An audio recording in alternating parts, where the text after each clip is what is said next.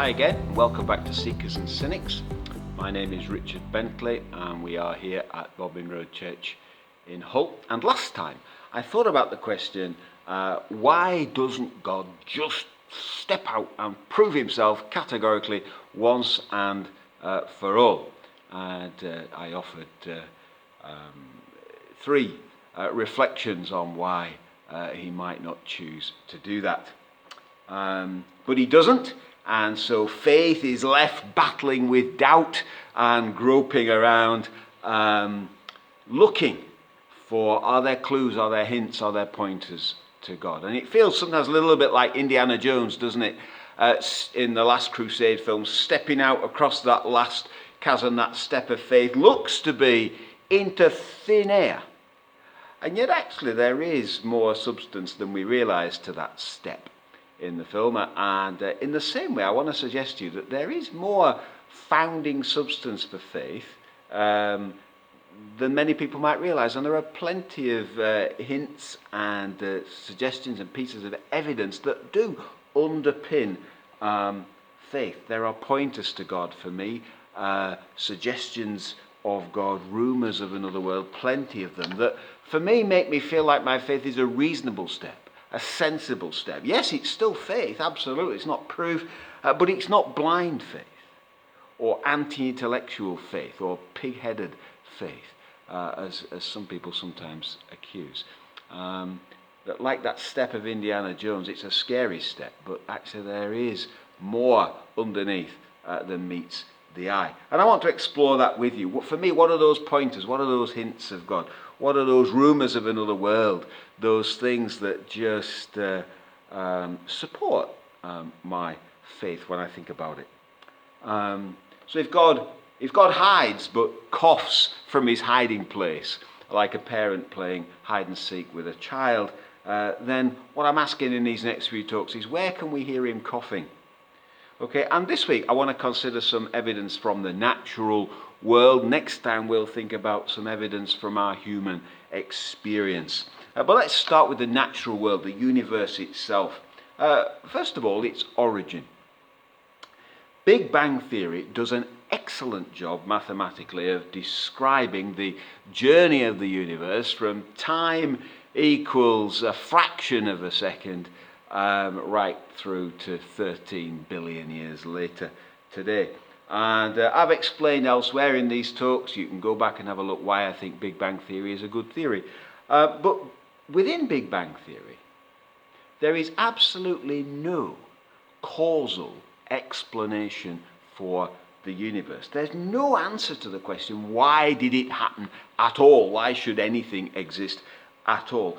And this feels to me to be a pretty obstinate issue that just won't go away.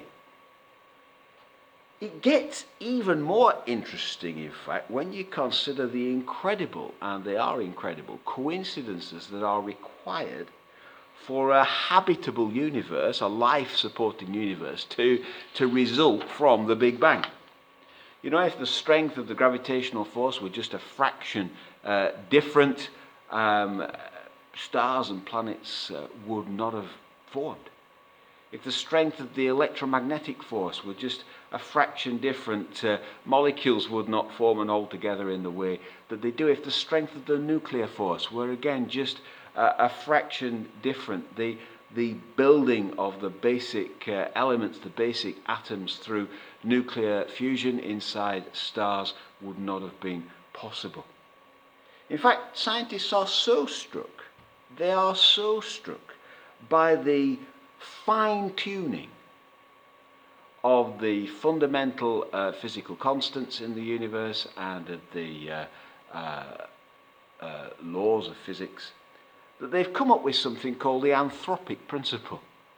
And the anthropic principle basically reflects on the fact and admits the fact that the universe seems to be constructed in a manner that looks as if we were meant to be here.